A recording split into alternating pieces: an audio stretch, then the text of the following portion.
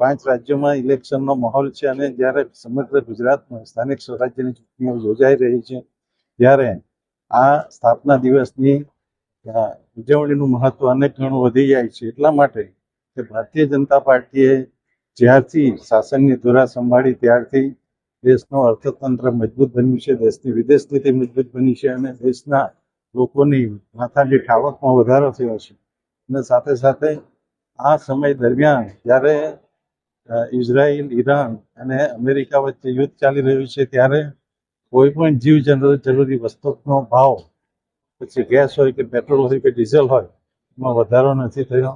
આવા અનેક જે સ્થિરતાના પરિમાણો છે એમાં ભારતીય જનતા પાર્ટીએ જે પોતાનો પ્રયાસ દર્શાવ્યો છે એને અભિનંદન આપવા ઘટે. અને રામ મંદિરની સ્થાપનાથી લઈ 370મી કલમ હટાવવાથી લઈ દરેક ક્ષેત્રમાં ભારતીય જનતા પાર્ટીએ પોતાના વચનો પૂર્ણ કર્યા છે અને આ બધા વચનો દોહરાવી ભારતીય જનતા પાર્ટી ઇલેક્શન લડશે.